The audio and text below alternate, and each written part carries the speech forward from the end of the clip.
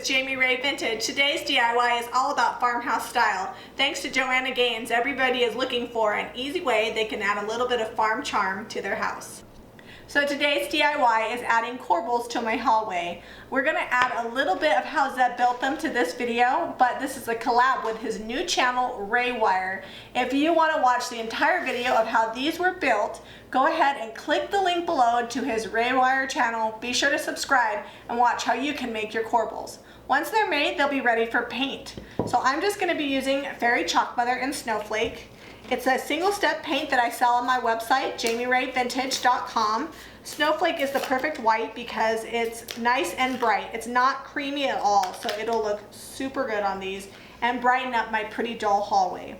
So I'm going to just use my round zebra brush and paint them. I spray a lot of things, but I'm brushing these because I want it to look old and I want to add a little charm, so I want it to look hand painted. So all the imperfections just add to making it look that much better. So first I'm going to start off with painting the inside of this little detail here. And then I'll paint the flat surfaces. I won't be painting the back because that'll be up against the wall, which is great, which means I can just put this up on its side and paint both sides without having to wait for one to dry.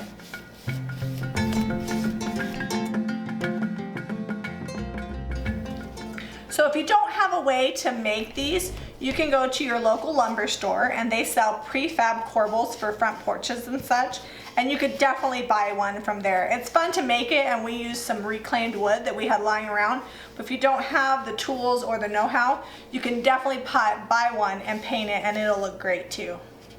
And I think probably you could go online.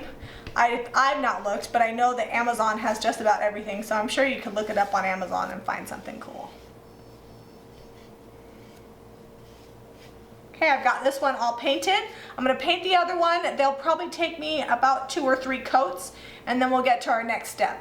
Hey guys, we've got our corbels all finished and they're ready to distress. We put 4 coats of snowflake on there, and now we're going to make them look aged. I've got 120 grit sandpaper on my sanding block. This is actually a rotary sanding disc, but my sanding block kind of went kaput, so I'm just wrapping this around. But any sanding block would work. I'm just going to go along the edges where it would naturally wear and give it some age.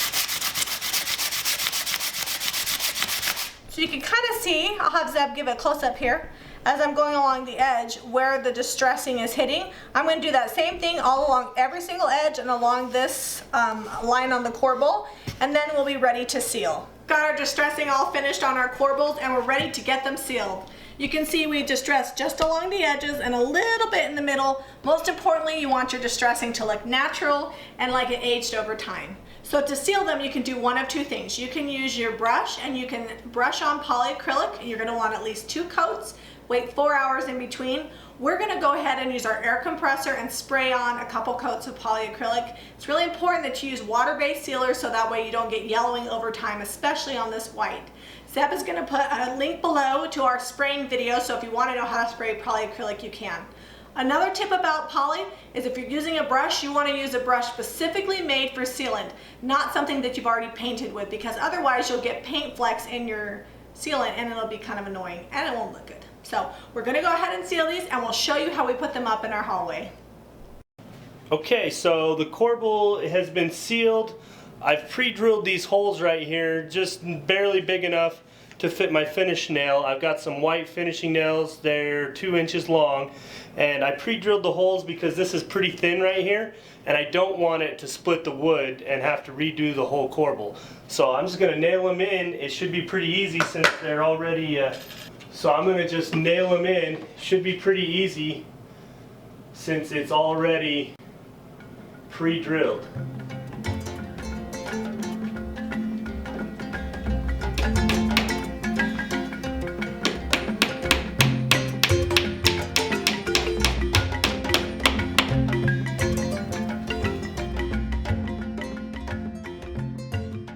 Since these really don't have any weight, they're not functional, they're just for looks, you don't have to get crazy tying them in. And I can kind of see those nail heads there, so what I'll do in the end is I'll just get some white paint and just touch up right back over where those nails are.